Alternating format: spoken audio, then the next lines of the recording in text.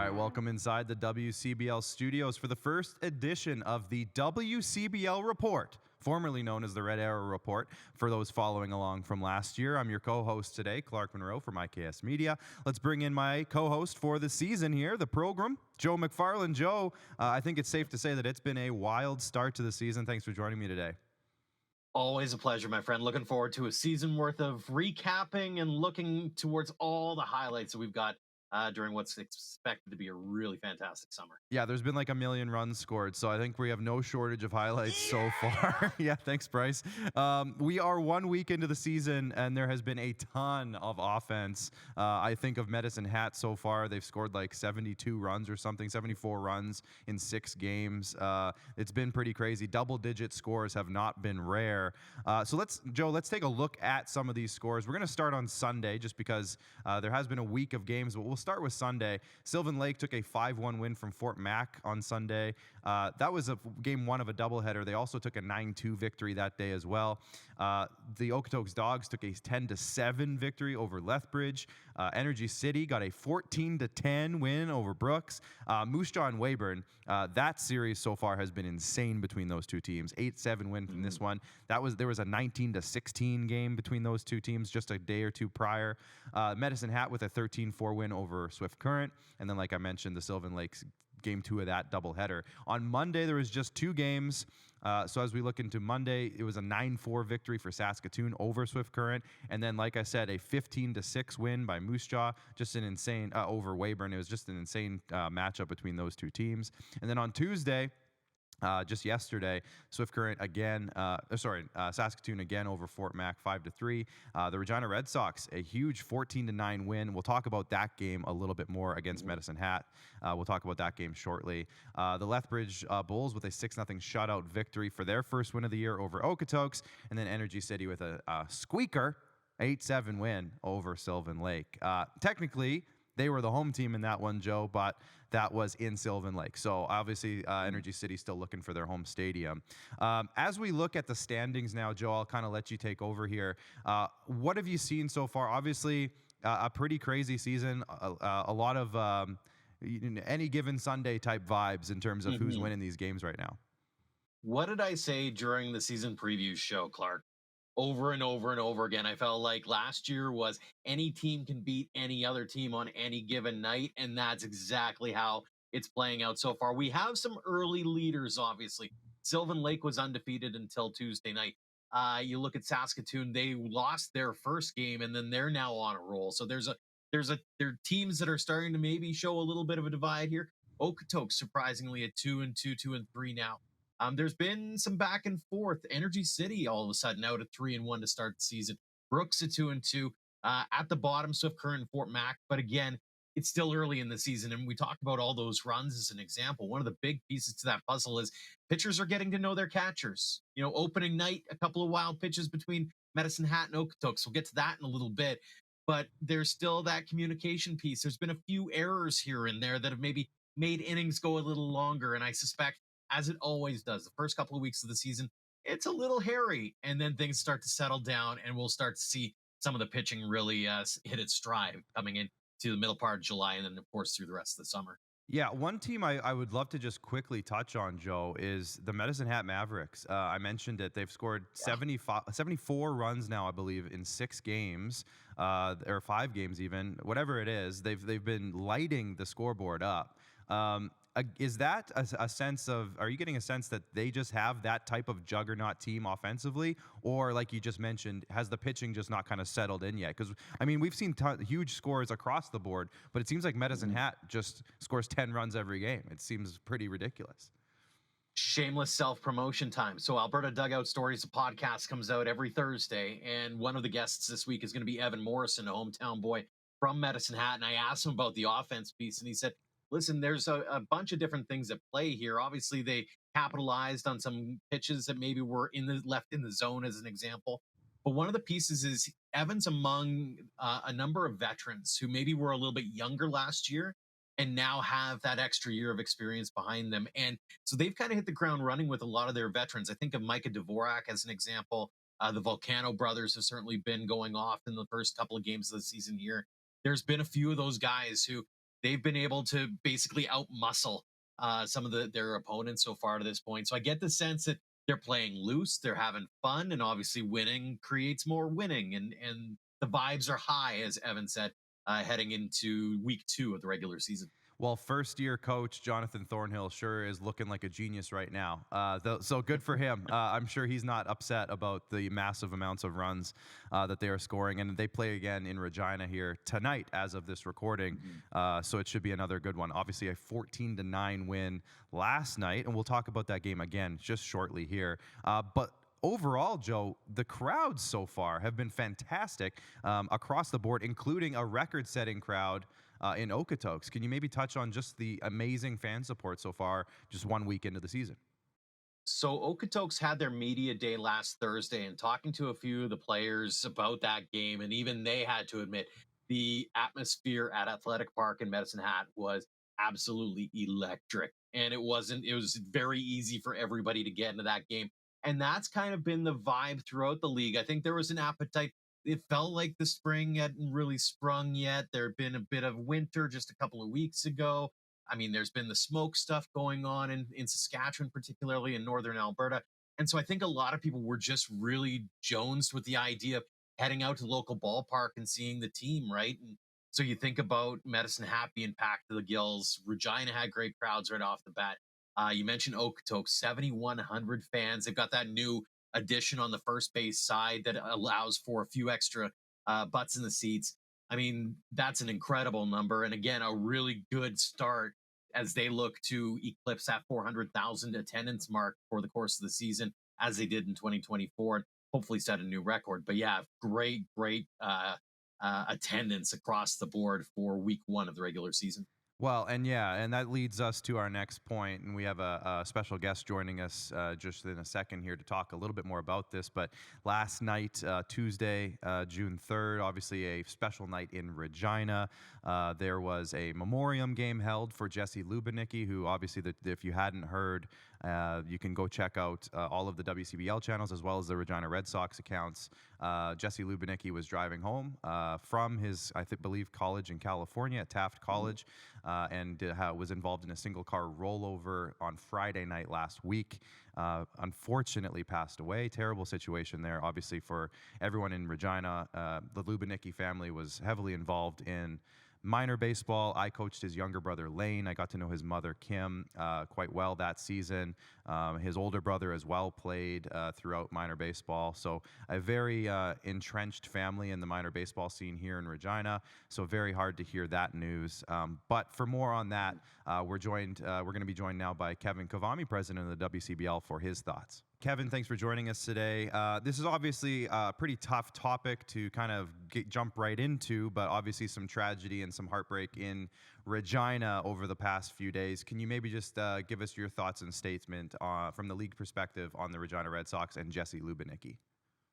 Yeah, these things are never easy, and fortunately, they happen few and far between. But we were just devastated to hear about the tragedy that happened to the Red Sox family and the player that was killed in the car crash last week, coming home from school to play with the Red Sox and come home to his family in Regina last week in Montana. So just a sad tragedy that happened, and our thoughts and prayers are with the family of Jesse, and of course, it's tough for the whole Regina team. And I thought they did a nice job last night with a little tribute to them, moment of silence on the field at their game last night, as well as I know they're going to put a patch on the shoulder for memory of Jesse moving forward. So, yeah, it just goes to show that the wins and losses are not nearly as important in the league as other things that can happen in life in general. And this is just one of those things that stop and make you think about that. Yeah, absolutely. And obviously there was some outpouring. We saw Sportsnet cover it on the Blue Jays broadcast. We saw other teams showing their support for it as well. And Kevin, it just kind of goes to show you how small and tight-knit the baseball community really is. Yeah, I mean, it was really great of Jamie to come on Sportsnet last night and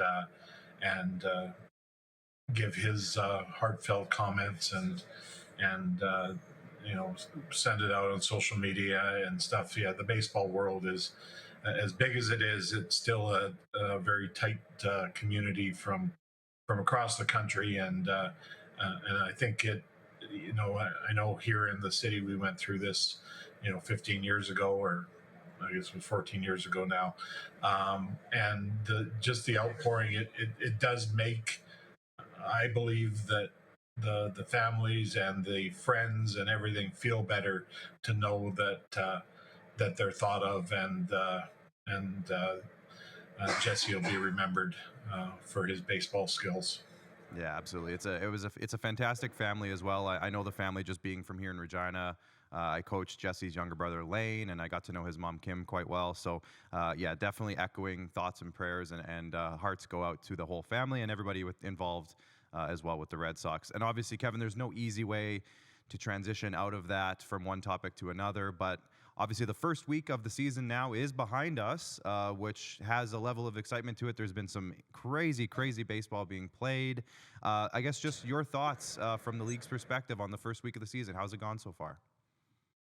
I think generally it's gone fairly well. I think we got the games mostly in. We had a smoke out in Fort McMurray on Saturday due to the wildfires that were going on, and we've had that Fort McMurray and fire situation going back to the their disaster that went through there. I think it was in 2016, and the Giants' first year in the league, and it's just another example that we don't control everything. It was a tough call to postpone that game and play a doubleheader on Sunday, but um, we have to protect the players and the umpires and the fans, and made that decision on after trying to wait it out. And so that was the biggest glitch to the opening week, I guess you'd say. But lots of exciting baseball was played, and upsets, and or perceived upsets, and perceived um, normal teams beating what expected. And it's opening week of the season. The teams are still developing their rosters. There's still players playing college baseball. They're coming in later, so what you see now at the end of May and early June may not be what you see at the end of August or end of July and early August. So um, the fans have lots to watch for and lots of excitement. I think there's lots of great teams been assembled in this league, and it's going to be a horse fight right to the wire. Mhm. It's been some really great crowds too, Kevin. I hearkened to the opening night, for example, in Medicine Hat, 1,700 fans. Okotoks at 71, I think they counted on their opening night. Across the board, jam-packed stadiums, and I know you're looking forward to this coming weekend as well because you're looking forward to a different kind of jam-packed facility, that being Doug Lehman Field in Oyen. How excited are you for the opportunity to open up the Rural Roots Classic between the Sylvan Lake Gulls and Lethbridge Bulls? I think both teams are kind of intrigued by this whole idea of doing an off-site game.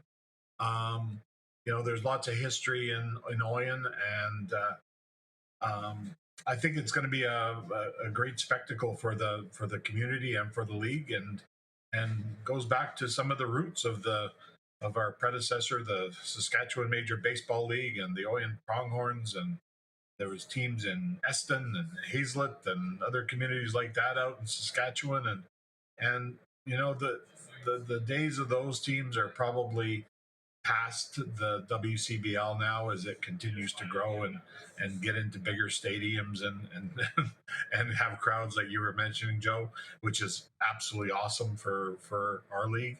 Um, but it's nice to be able to celebrate the history of the league. Some of the teams that were part of, I think you have to. We wouldn't be here today if it wasn't for those teams then. So I think celebrating the 30th anniversary of the Oyen Pronghorns Championship in the WCB, or sorry, in the SMBL, back in 1995 is great. And I hear they're going to have 10 players from that team approximately, and one of the coaches at the game on Sunday. So yeah, I think it's going to be a mini version of a winter classic, or whatever you want to say.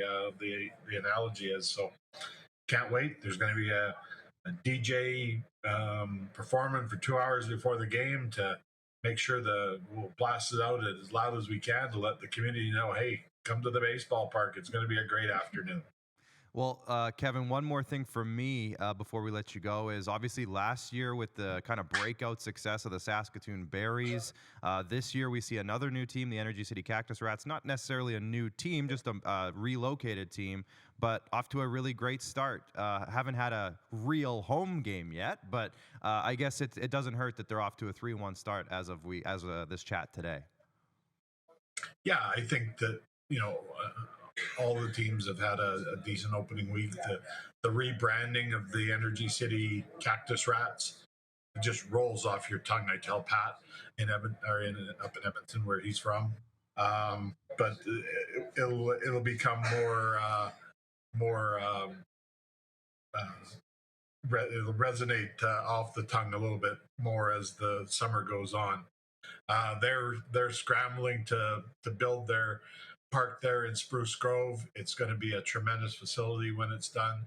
The odd delay here and there continues to impact what opening day is going to be or when it's going to be, but targeted maybe now for sometime in July. In the meantime, those Energy City Cactus Rats are road warriors for the time being. Joe, anything else from you? No, I'm just super excited about the opportunity to see this league grow. And as you kind of alluded to, at least in the early going anyways, it's a great, some great from all teams being able to be nobody's running away with it, so to speak, right off the bat. So Kevin, congratulations to you and all the governors on a successful start to the 2025 summer. All right. I don't know, Joe. I mean, if you guys want to start handicapping the games, I'm not sure how you would have done in the opening week as far as predictions go. Maybe you guys could do a little contest on that as you move along, and Clark picks a few and you pick a few each week, and we'll keep stats and on how well your predictions go. That sounds like a sponsorable feature. That's what that sounds like to me. I like it. Kevin, thanks so much for joining us. I appreciate your time, and we'll let you get back to work, but enjoy the baseball this week. Hey, you guys take care. We'll see you on Sunday, Joe. All right, so Joe, we're going to be looking now at some kind of big performances from players that are currently in the league, also that have played in the league prior. But let's start with the players in the league right now. The player of the week. We do have a sponsor for something called the Play of the Week, Joe. We'll talk about that a little bit later in the show. Pile of Bones Brewery here in Regina. First of all, love those guys. Second of all, there were some really cool plays, and we'll talk about that later. But the player of the week specifically goes to Moose Jaw's Jackson Yeager. Can you talk about his week? Yeah, I mean, the numbers on the screen kind of speak for themselves, don't they? 471, 3 homers, 8 hits, 10 RBI, was an absolute monster for the Moose Jaw Miller Express. We talked earlier about their series with Weyburn and that 1916 game.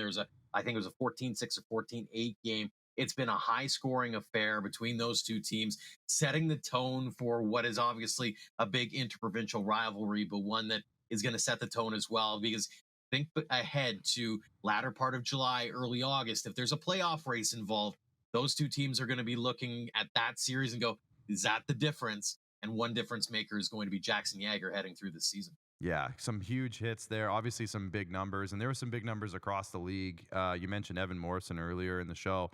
I'm expecting some big home run numbers in total across the league. Some guys haven't even gotten back yet. We think of Jackson Searing from Regina. We think of Carter Beck from Saskatoon. There's a bunch of other ones that are still kind of trickling back from their colleges. So it should be a very, very exciting offensive summer, which is great to hear. But speaking of some players that are no longer with us in the league, in terms of guys who have moved on to bigger and better things, there's some really cool alumni updates, Joe, if you wouldn't mind kind of touching on the few that you have here. Yeah, if you happen to be watching Sportsnet's Blue Jays Central on Tuesday night, not only did we have the tribute from Jamie Campbell to for the family in Regina, but we also heard a little bit from John Morosi about Jacob Melton and his new favorite team, the Okotoks Dogs. For those who don't know, Jacob Melton was an Okotoks Dogs player in the 2019 season, the season that they won the WCBL championship. He put up some big numbers here, and he was a first round pick of the Houston Astros a couple of years ago. He's been skyrocketing through the farm system in Houston, and on Sunday got the call up, made his major league debut that afternoon, got his first major league hit. Fantastic stuff from Jacob Melton. His teammate that season happened to be the WCBL Rookie of the Year that year. He also happened to be the WCBL's playoff MVP that year, was Tristan Peters. And boy, did Tristan Peters go off. A Dogs Academy guy originally from Winkler, Manitoba, had a 2-homer, 4-hit game for the AAA Durham Bulls of the Tampa Bay Rays organization. He followed that up with another homer last night, aka Tuesday night. So he's having himself a week, and as many of us in the baseball world scratching our heads going, so when does he get that call up to? So really exciting things for Tristan Peters. And I'm going to wrap things up on the alumni front this week. Very cool news. We had a number of WCBL players get drafted last summer. And the first one taken out of the gate was Nathan Flewelling, originally from Innisfail. He was a Sylvan Lake Gull for the better part of like 10 games or something like that. I think he had 5 home runs in that course. Lauded for his power bat, and he finally got his first minor league pro home run the other night for the Charleston River Dogs in Single A. So congratulations to Nathan Flewelling. Congratulations as well to Jacob on the call up to the bigs, and to Tristan on an outstanding week or so, although amidst a really solid start to the season for the Durham Bulls. And just to add to the alumni updates, Joe, I play with several former Regina Red Sox in my senior men's league.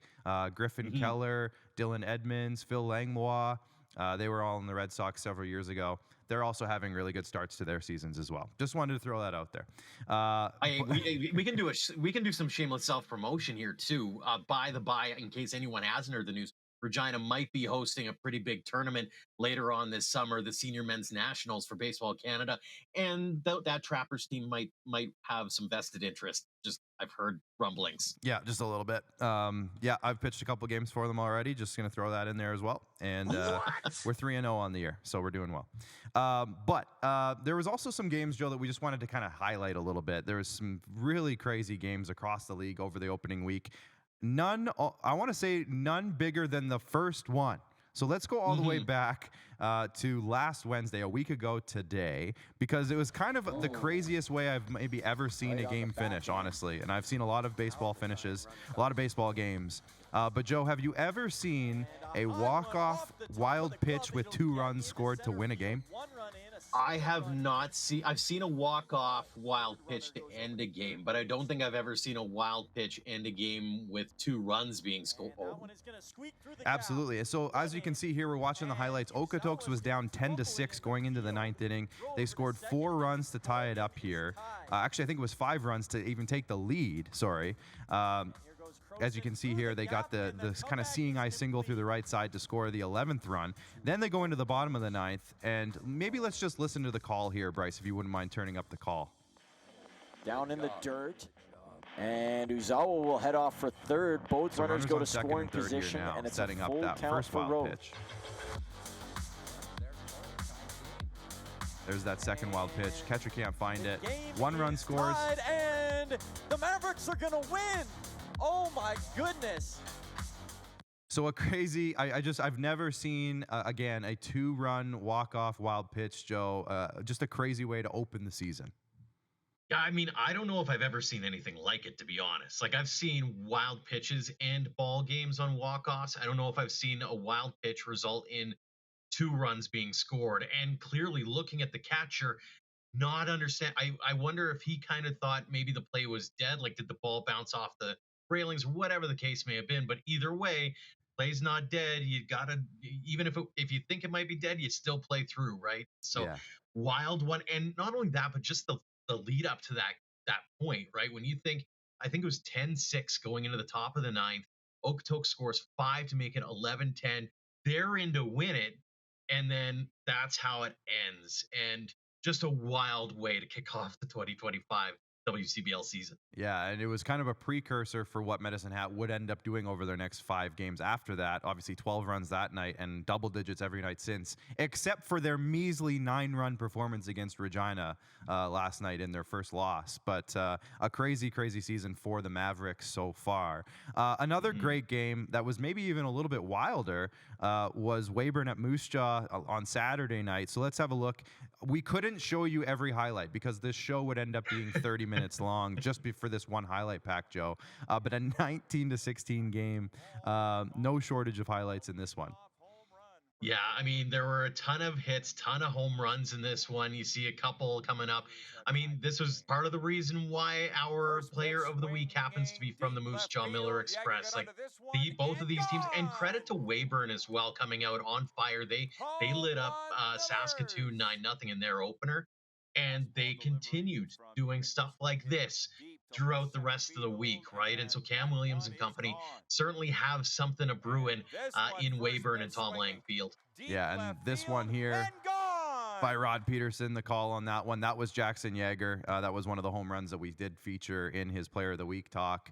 So an unbelievable game there. And those two teams, like you mentioned, it's going to be really interesting to see how they play each other the rest of the way because they've already played each other twice. They play each other again right away here. And it's going to be two teams, I think, like you kind of mentioned, they could be kind of neck and neck and dueling it out for a playoff spot, similar to last year.